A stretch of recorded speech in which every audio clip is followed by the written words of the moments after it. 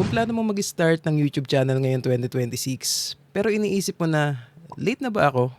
Sobrang dami na bang YouTubers? May chance pa ba ako magkaroon ng views? Well, good news mga kabady kasi mas may opportunity ka ngayon kaysa dati kung tama ang approach mo. Sa video na to, ituturo ko sa iyo ang tamang niche at content strategy sa 2026. Paano gumagana ang YouTube algorithm ngayon? At kung anong gamit, editing at mindset ang kailangan mo bilang beginner. Kaya kung seryoso kang mag-YouTube ngayong taon, tapusin mo tong video na to.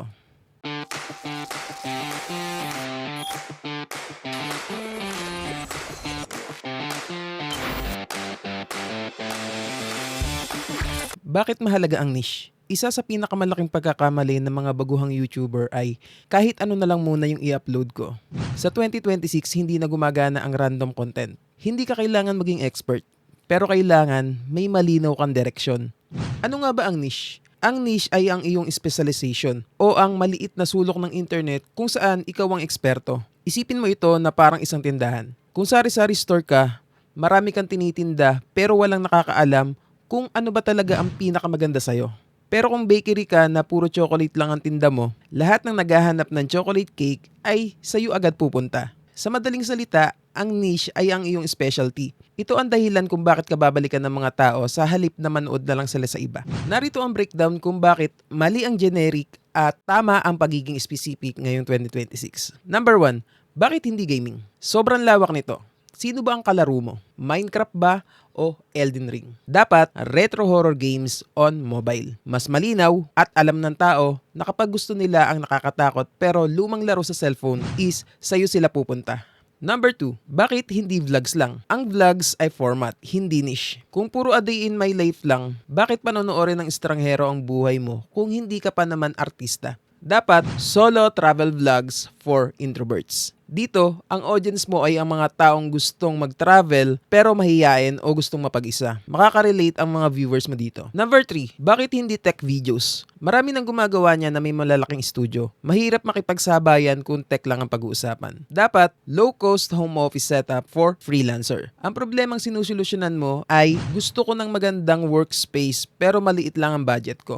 Bakit kailangan mag-niche down? Number 1, less competition. Hindi mo kailangan talunin ng buong mundo. Ang kailangan mo, maging the best sa maliit mong grupo. Number 2, algorithm friendly. Mas madali kang ire-recommend ng YouTube kung alam ng system kung kanino ba dapat ipakita ang videos mo. Number 3, higher engagement. Mas loyal ang followers or subscribers kapag nararamdaman nilang para sa kanila ang content mo. Isipin nyo mga kabady, kung may nararamdaman ka, ano ang mas pipiliin mo? General doctor or specialist sa puso kung masakit ang dibdib mo? Ganyan din sa content, mas pinapahalagahan ng specialist. Kabady, paano naman pumili ng niche ngayong 2026? Well, gamitin mo yung 3 question test. Una, ano ang kaya kong pag-usapan kahit walang bayad? Pangalawa, ano ang madalas itanong ng mga tao sa akin? Pangatlo, may audience ba na naghahanap nito sa YouTube? Kapag yes ang kahit dalawa dyan, pwede na yan. Dito naman tayo sa trending plus evergreen content. Ngayon 2026, ang winning combo ay evergreen content at trending format. Sa mga hindi po nakakaalam, ang evergreen content ay ito po yung mga klase ng mga video na pangmatagalan. Kahit gaano pa katagal yan, 2 years, 3 years, 4 years, 5 years, as long as may mga taong naghahanap tungkol sa topic ng video mo na yon, is mapapanood nila yung video mo. And yun namang trending format is kagaya ng mga shorts, updated tools, AI, etc. So, pwede nating pagsamahin yun para makagawa tayo ng magandang content. Ito yung example ng evergreen content. Paano mag-start ng YouTube channel? Ayan, evergreen yan. Kasi kahit gaano pa katagal yan, imposibleng walang maghahanap ng topic na to sa YouTube. Okay, so isa-search nila yan. So, nandun yung keyword kung paano mag-start ng YouTube channel. And then, ito naman yung example ng trending format. Paano mag-start ng YouTube channel sa 2026? Ayan is updated. Okay, so same topic pero mas relevant. Magbibigay lang ako ng ilang mga warnings para sa mga nagsisimula pa lang ngayon. So, wag na wag mong pipiliin ang niche dahil unang-una, sikat. And then, pangalawa, malaki ang kita. Pangatlo, ginagawa ng idol mo. Hindi porkit ginagawa ng idol mo is gagawin mo na rin. Okay, nabanggit ko to sa isang video ko na walang masamang gumaya. Pero, hindi ko mo dahil ginagawa ng idol mo is gagawin mo na rin. Okay, so may kanya-kanya tayong path na pwede nating tahakin. Ito yung mga pwede mong gawin. Pumili ka ng niche na unang-una, kaya mong gawin ng 1 to 2 years. Pangalawa, Pangalawa, hindi ka agad mauubusan ng video ideas. Pangatlo, hindi ka susuko agad sa unang 10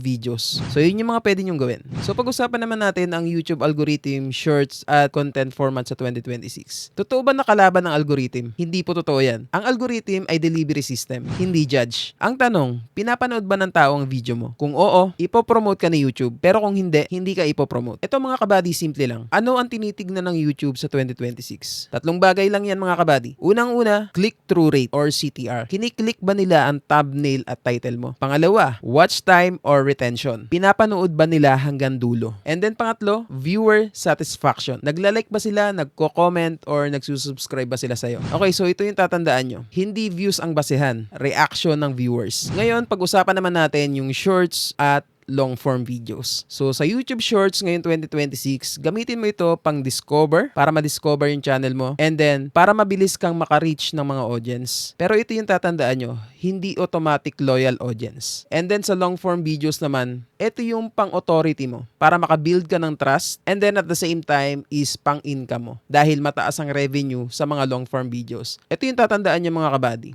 Mas mahaba ang videos, mas maraming ads na pwedeng pumasok sa mga videos natin na yun. And then kapag mas maraming ads, mas maraming revenue na papasok sa channel natin or sa mga videos na yun. Okay, so ito yung best strategy na pwede nyong gawin. Pwede nyong pagsamahin yung dalawa na yan. Pwede nyong gamitin si shorts para makilala ang channel nyo, para mas mabilis makilala, para mas madali kayong maka-reach ng mga audience. And then, gamitin nyo yung long form videos para mag-stay ang mga viewers. Kabady, ilang videos ba yung dapat naming i-upload? Para sa mga beginners, sa long form video, okay na yung at least 1 video per week. Basta solid yung pagkakagawa ng video na yon. Sa YouTube Shorts naman is pwede ka mag-upload ng 3 to 5 video per week. Kahit repurpose lang. Okay, so kumuha ka ng highlights mula doon sa pinakamagandang part ng video mo, sa mahabang videos mo. And then i-crop mo ito into vertical format. Sa pag-post ng 3 hanggang 5 beses linggo-linggo, mas mabilis ka mahahanap ng algorithm nang hindi ka na-burnout. Gamitin ang mga tools gaya ng CapCut o yung mismong remix feature ng YouTube para mabilis makagawa ng shorts mula doon sa mga dati mong uploads. Ito yung tatandaan yung mga kabady. Mas mahalaga pa rin ang consistency kaysa dami. Ngayon, pag-usapan naman natin yung mga common beginner mistakes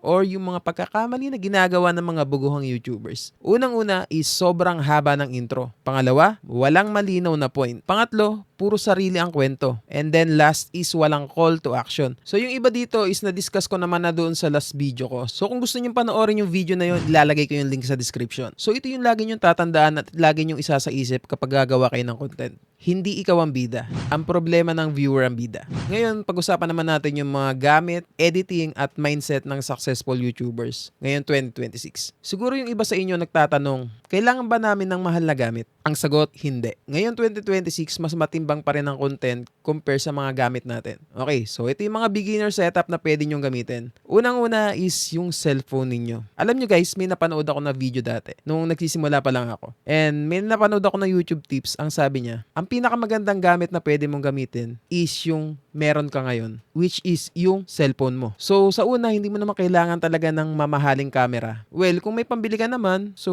wala namang masama doon na bumili ka. Pero kung nagsisimula ka at walang-wala ka pa, ang pinakamaganda mong gamitin is yung cellphone mo. And then later on, pwede ka mag-invest sa mumurahing microphone. Kagaya ng ginawa ko, bumili lang ako ng isang lapel microphone na mumurahin, tigto 200 plus lang yata yun. So, doon ako nagsimula guys. And then, natural light or ring light. Ito, may bibigay ko sa inyo na tips. Kapag magre-record kayo or mag-shoot kayo ng video, mag-film kayo, is pumwesto kayo sa bandang bintana. Tumabi kayo sa bintana. Huwag kayong mag-against the light. Kailangan nakaharap sa inyo yung ilaw. And then, simple background. Pumili kayo ng isang corner kung saan kayo pwedeng mag-shoot. Ilan lang yun sa mga pwede kong ibigay na tips sa inyo para makapagsimula kayo. Okay, so tatandaan nyo, hindi nyo kailangan ng mamahaling gamit. Ang kailangan nyo, magsimula kayo. And then tatandaan nyo guys na importante na malinaw yung audio nyo and then malinaw na message na ipinaparating nyo sa mga viewers ninyo. Yung value na nilalaman ng video nyo. Okay, so malinaw na audio plus malinaw na message. Pagdating naman sa editing, ito yung mga tips na may bibigay ko sa mga baguhan. Unang-una, wag mong i-achieve or wag mong i-aim na parang movie level editing. Ayan, yun yung mga pagkakamali ng ng mga baguhang YouTubers, pinipilit nila na maganda yung editing nila, cinematic, mga ganyang klase ng mga editing. So ang i-aim mo, unang-una malinaw na video, mabilis, at walang dead air, walang boring part. So ang dapat nyong gawin, i-cut nyo yung silence, tanggalin nyo yung mga boring part, yung mga dead air. So pwede nyo naman gawin yan sa mga editing tools na ginagamit ninyo. And then, maglagay kayo ng zoom in or zoom out for emphasis. Kapag may mga hina-highlight kayo, pwede kayong mag-zoom in and then pwede kayong mag-zoom out. And then, simple text lang. Okay, so mga baguhan, simple text is okay na yan. Huwag nyo nang pagka-arte-artehan yung mga paglalagay nyo ng mga text. Ang importante, malinaw na nababasa ng mga viewers yung text na nakalagay sa mga videos ninyo.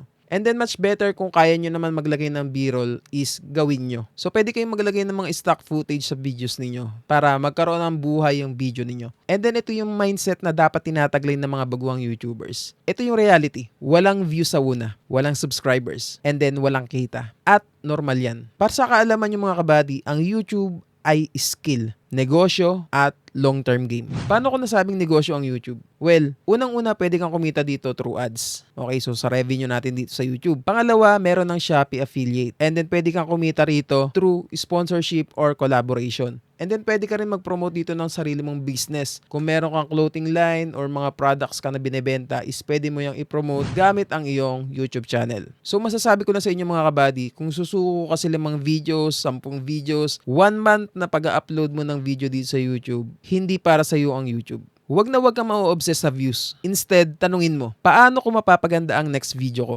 Ano ang pwede kong ayusin sa intro? Saan umaalis ang viewers? Dapat data-driven, hindi emotion-driven. Kaya kung gusto mo mag-start ng YouTube channel ngayon 2026, ito yung tatandaan mo. Hindi late ang magsimula. Hindi algorithm ang kalaban mo. Hindi gamit ang magpapanalo sa'yo. Ang kalaban mo dito ay takot, overthinking, at hindi pagsisimula. Kung nakatulong ang video na to, i-like mo, mag-comment ka kung anong niche ang plano mo, at mag-subscribe ka kung gusto mo pa ng YouTube tips. Simulan mo na ngayon. Okay, so kita-kits sa next video. Muli, ito po si Trix Body PH. Tandaan, daig ng taong matanong, ang taong nagmamarunong. God bless po sa lahat. Yun lang. Salamat.